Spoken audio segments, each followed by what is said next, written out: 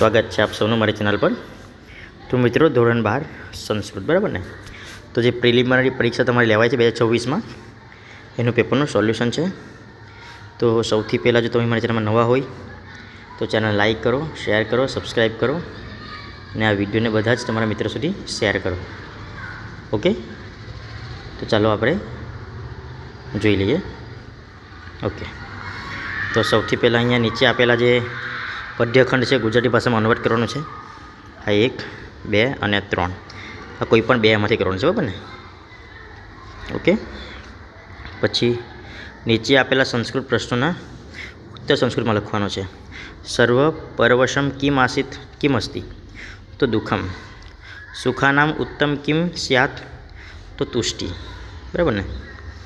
Okay, પછી અહીંયા આપેલું છે કે નીચે આપેલા શબ્દો પર વિવરણાત્મક નોંધ લખવાનું છે, મન અથવા યુધિષ્ઠિર। ઓકે, નેક્સ્ટ આગળ જોઈએ। શ્લોક પૂરા કરવાનો છે। યથાન મધુ, તો અહીંયા લખેલું છે બરાબર ને, આ ઉપર આન્સર લખેલા છે। દુરાચારો હિ પુરુષો લોકે ભવતી નિંદતી, પછી આન્સર અહીંયા લખેલો છે બરાબર, એ પ્રમાણે તમે જોઈ લેજો।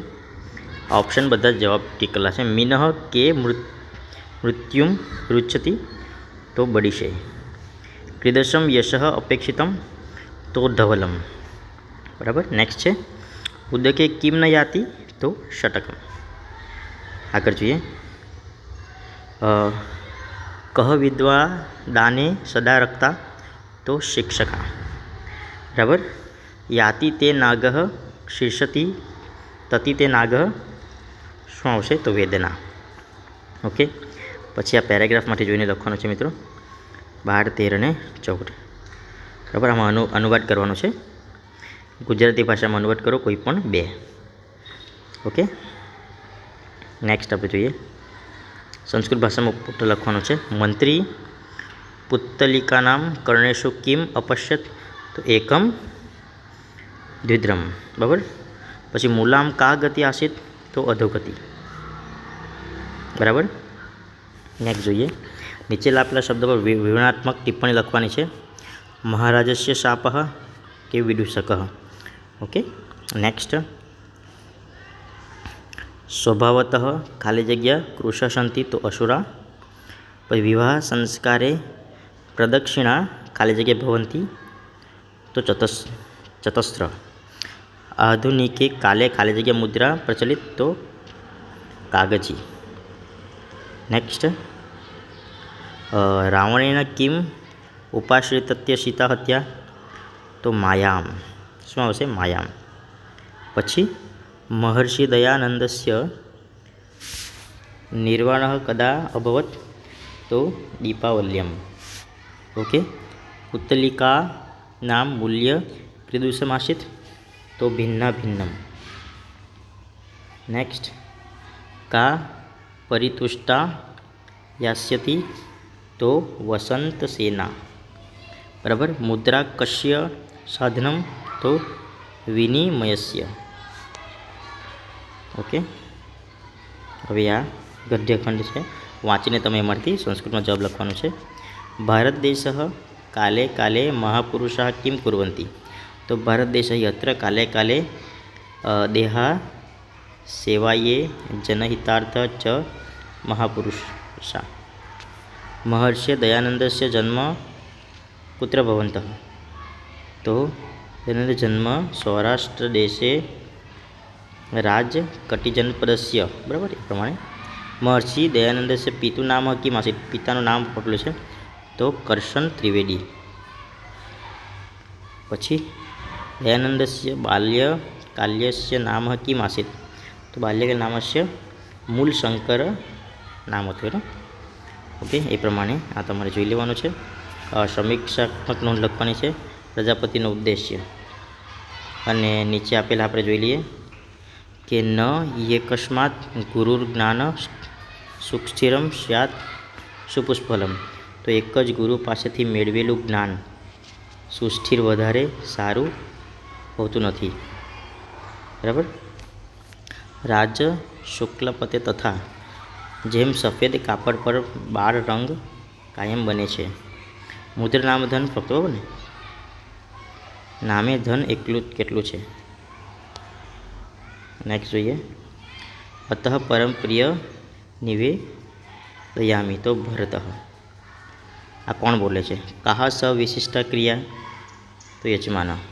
ભવતુ સંશયે પતિતોસ્મિન વિદૂષક, આ વિદૂષક બોલે. એ તો પ્રાચીનતા કારક કહ, તો શિષ્ય. બરાબર, અહીંયા આપેલું છે.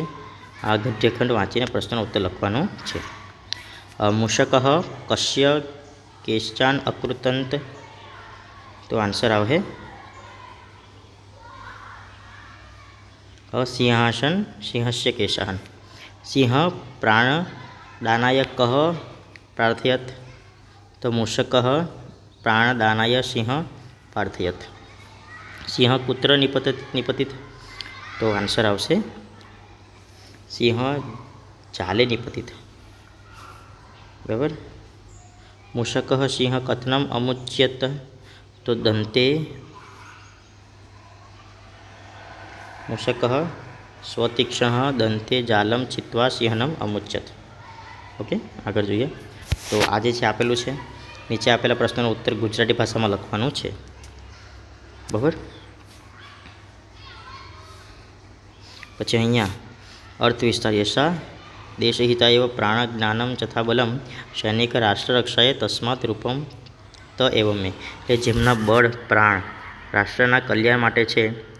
બરાબર, સ્વજનો રાષ્ટ્રની રક્ષા માટે હોય છે, આવા સ્વજનો. બરાબર ને? ઓકે, આમાં છે કૃષકો. આ અનુભવ શ્લોકને લખવાનું છે, તો અહીંયા આપેલું છે. લક્ષ્મી પતે લક્ષ્મ, તો કાર્મુક. તનું નામ ખાલી જગ્યા, તો અરિષ્ટિમ. બરાબર, વેદાભ્યાસો હિ પંચધા. પછી આપણે અહીંયા જોડકા જોડવાનું છે. લાભાનામ શ્રેષ્ઠમોરામ સુખાનામ તૃષ્ટિરૂપમાં ભવતા પ્રહરે લલિતે મધુરે, તો શ્રુતિ જ્ઞાન કરે પીડિતે.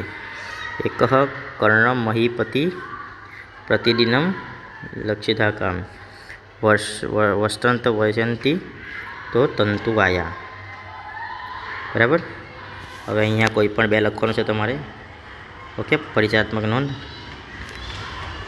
બરાબર, આપણે જોઈએ અહીંયા કે જ્યાં દુઃખની પ્રાપ્તિ થતી હોય ત્યાં જ દુઃખની નિવારણ થાય છે. એટલે કયો ન્યાય? તો કંકટ વિદ્યાનામ. જે કાર્ય આપણું નથી તેમાં પ્રવૃત્તિ ન કરવી. આ વાત કયો ન્યાય બતાવતો? તો અવ્યવહાર વ્યાપાર ન્યાય. નિંદા સ્તુતિ કયા અલંકારમાં? તો વ્યાજ સૃષ્ટિ. યહ સ્વભાવો હિ યસ્યાસી સ નિત્યમ વિરુદ્ધ, આન્સર આવશે અર્ધાંતરાયાંશ. ઉક્તા તમજા જેનો ગ, તો વસંત તિલકા. યમન છંદ શીખણી, તો યમન સભ લગાવો ને, તે પ્રમાણે આવશે.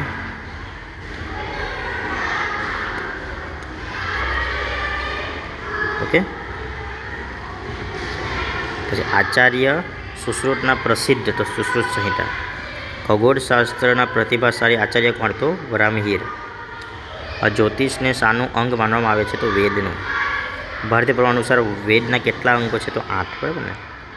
ઓકે મિત્રો, વિડીયો ગમ્યો હોય તો લાઈક કરો, શેર કરો, સબસ્ક્રાઈબ કરો. Thank you.